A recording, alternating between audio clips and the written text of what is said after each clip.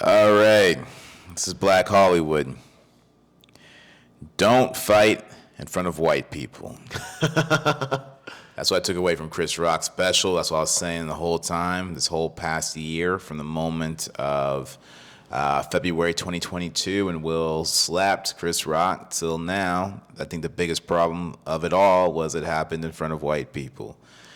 I don't care how that's taken or how that's received, but I also, my parents never told me that directly, but Same. it's kind of just, it's just social cues that I realized, if we have to handle business, let it be man to man, woman to woman, but don't do it in front of white people, aka or corporations.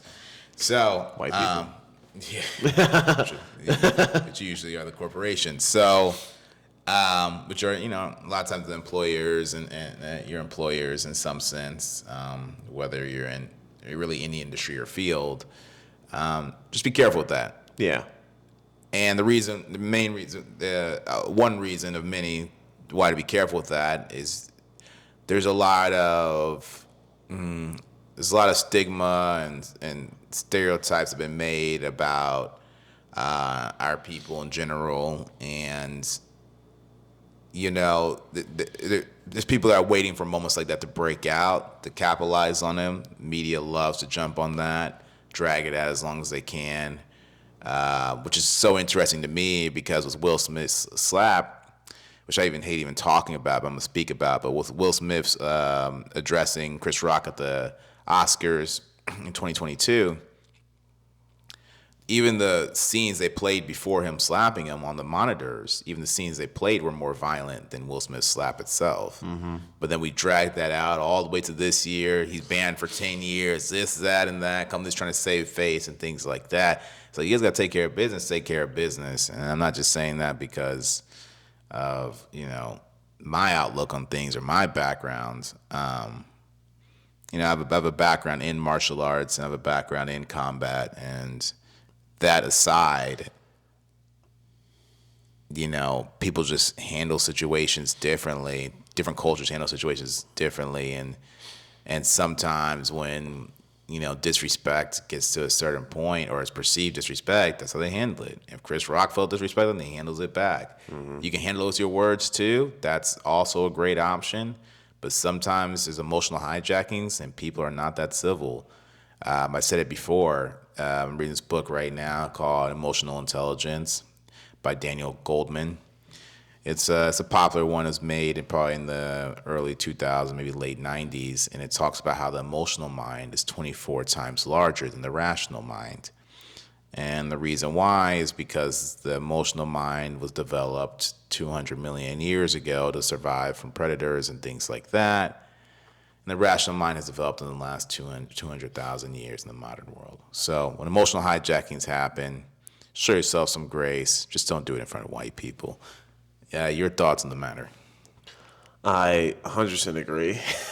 If there's one thing that, I'm going to tell this story about one of my fraternity brothers. He's black. Mm-hmm. He got into a fight with a white guy from another fraternity at a bar. Mm. And the black dude from the same fraternity as the white dude ran up to my black friend and was like, hey, bro, chill, don't, stop. You do realize that he's white. His family probably has lawyers. And he's like, dude, be very, just go. You know what I mean?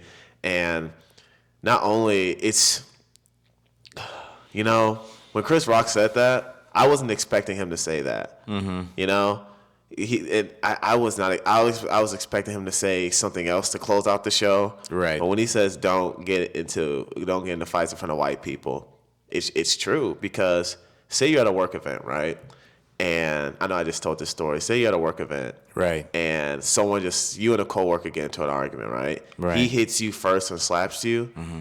and I slap you back to defend myself. Guess what? We're both getting fired.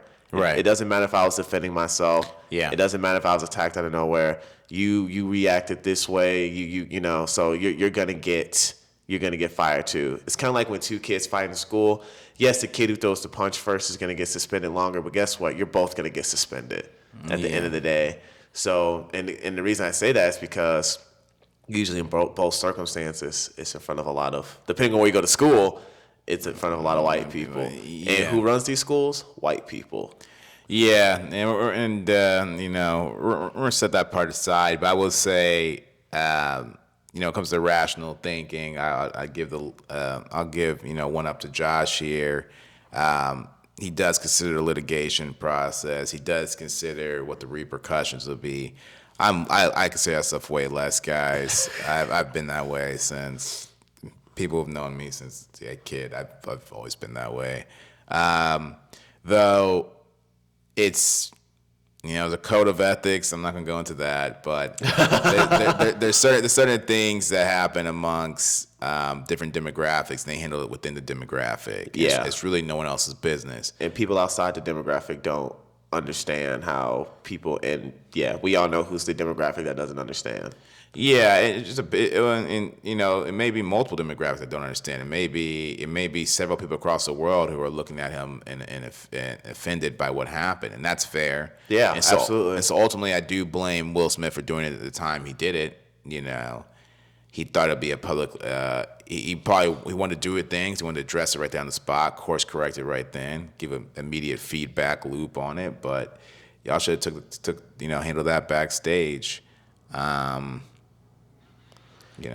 the way I feel about that is, I agree with you. If that would have happened backstage, we all know we would have heard rumors about it, like articles like, oh, there's rumors that Will Smith slapped Chris Rock, and Right. It would have been like a mystery, like did he actually do it? But it would have never damaged his reputation, and Chris Rock wouldn't feel like embarrassed, or not even feel embarrassed, but be put in Right. a spot like that.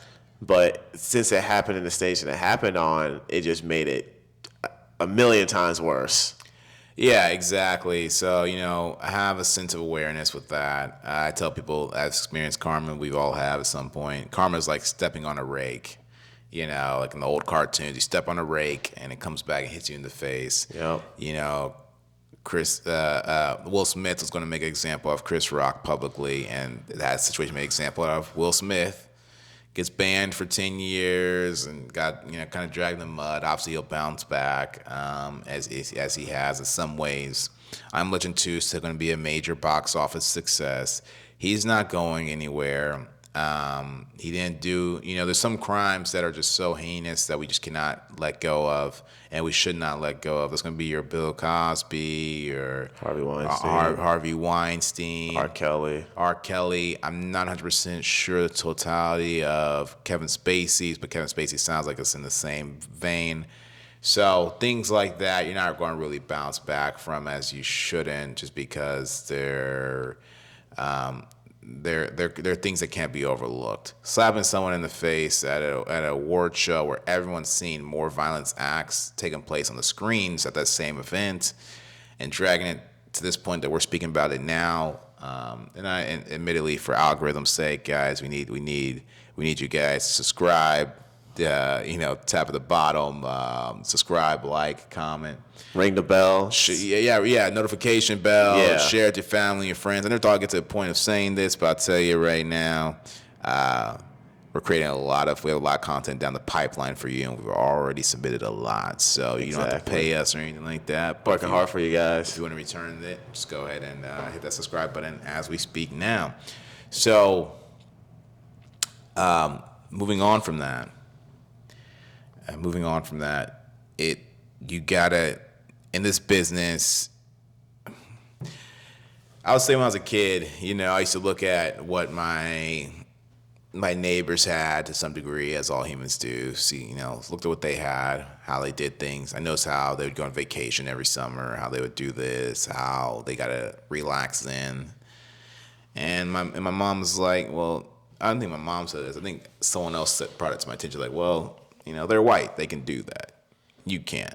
You have different standards on you. And that's a hard part. You went to a predominantly white school. Oh, yeah. They could do things that you thought that you could pull off, and the truth is you cannot. You can't. You can't. You cannot. You cannot do the same things they do, even down to being at the actual school. Mm-hmm. There's certain things that they could get away with that I couldn't get away with. There are certain things that they could do that I can do, and vice versa too. Yeah. So No, but where were you going with this point, though? Sorry. Yeah, no, you exact thing. Yeah, I remember it was even kids in my school would come with like weed in their skater shoes and stuff like that. Let that be a brother who does that, man. And Get expelled.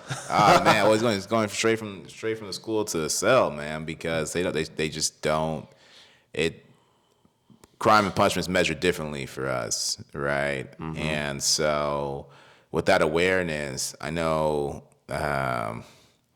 Will. Will thought he was above that, which I thought so too. But it's kind of like that Jay-Z record, the one he did for 444, where he's like, "Oh man, everyone's gonna kill me for this one." Geez, it's the same one that Pusha T used for Drake in his response. All right, guys, I'm sorry about this one. It's a big record, but it's basically saying, "I'm not black, I'm OJ." Okay, because it was when OJ was like doing all this crap, and he's like, I'm not black, I'm OJ," as if he was separate from being black. Yeah. And everyone was like, okay. And so that's kind of how, that's the kind of I feel like Will, when he slapped him, I thought Will was like, you know what, I'm Will Smith. I'm cool, I'm chilling. That ego, man. Yeah, the ego kicked in the base. I'm Will Smith. I'm I Am Legend. I'm Men in Black. I'm Independence Day. It ain't gonna hurt me. It's like, bro. Denzel said it best, man. Once you reach the top of a mountain, it gets very lonely. But here's the thing about being on the top of the mountain is that it's a long way down if you fall.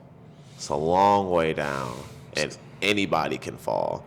And the people who are most susceptible to falling, unfortunately, is us. Yeah, I would say so. I'll say so. People are actually looking for it, which is actually kind of sad, to be honest with you.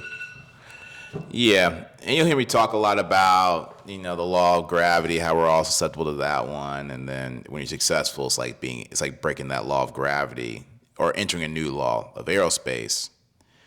But you're still susceptible to the law of gravity. So even though you're in the plane, you're flying, you're still capable of coming back down. And when you come back down, it could be a lot more lethal than if it was a car crash. You know what I mean? When you come back down as a plane, the mortality rate is near 100%. Yeah, you can survive a car crash. You're not surviving a plane crash. Exactly.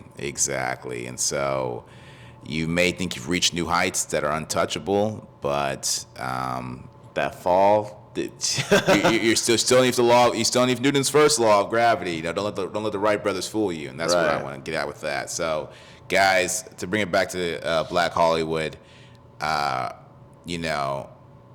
I'm gonna use 48 Laws of Power. Protect your reputation at all costs. Learn how to control your emotions.